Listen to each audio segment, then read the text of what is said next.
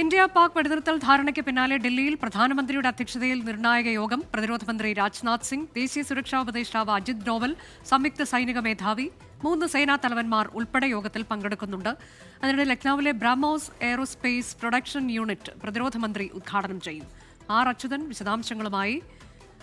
അച്യുതൻ, ആ നിർണായക യോഗം തുടരുകയാണ് എന്നതാണോ? 11 മണിക്കൊരു വാർത്താ സമ്മേളനം പറഞ്ഞിരുന്നതാണ്, അതുണ്ടാകുമോ?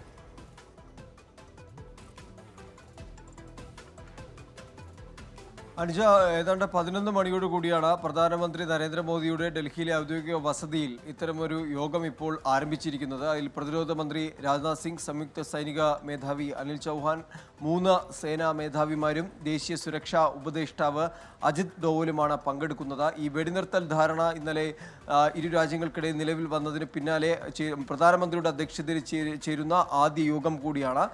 സ്വാഭാവികമായും ഇന്നലെ ഈ വെടിനിർത്തൽ ധാരണ നിലവിൽ വന്നതിന് ശേഷം കഴിഞ്ഞുള്ള മണിക്കൂറുകളിൽ പാകിസ്ഥാൻ സൈന്യത്തിൻ്റെ ഭാഗത്തുനിന്നുണ്ടായിട്ടുള്ള പ്രകോപനങ്ങൾ ഉൾപ്പെടെ നാം കണ്ടതാണ്. അപ്പോൾ സ്വാഭാവികമായും അത്തരം കാര്യങ്ങൾ ഈ യോഗത്തിൽ അവലോകനം ചെയ്യും. ഒപ്പം തന്നെ നിലവിലെ അതിർത്തികളിലെ സുരക്ഷ, ഈ അതിർത്തി മേഖലയിലെ ജനജീവിതം സാധാരണ നിലയിലേക്ക് എത്തിയിട്ടുണ്ട്. അപ്പോൾ അത്തരം സാഹചര്യങ്ങളും ഒപ്പം ജാഗ്രത പാലിച്ചുകൊണ്ട് പാക് പ്രകോപനം ഏത് ഘട്ടത്തിലും ഉണ്ടാകാം എന്നത് മുൻകൂട്ടി കണ്ടുകൊണ്ടുള്ള സുരക്ഷാ ക്രമീകരണങ്ങൾ ഇപ്പോഴും അതിർത്തിയിലുണ്ട്. പലയിടങ്ങളിൽ ഇപ്പോൾ ടെക്നിക്കൽ യൂണിറ്റിനടക്കം സുരക്ഷ വർദ്ധിപ്പിച്ചിട്ടുണ്ട്. അപ്പോൾ അത്തരം സാഹചര്യങ്ങൾ അത് രാജ്യത്ത് നിലനിൽക്കുന്നുണ്ട്. അപ്പോൾ അത് സംബന്ധിച്ചുള്ള കാര്യങ്ങൾ സുരക്ഷാ അവലോകനവും യോഗം ചർച്ച ചെയ്യും. ഒപ്പം തന്നെ ഇന്നലെയുണ്ടായ പാക് പ്രകോപനവുമായി ബന്ധപ്പെട്ടുള്ള കാര്യങ്ങൾ, അതിൽ എന്താണ് ഇനിയൊരു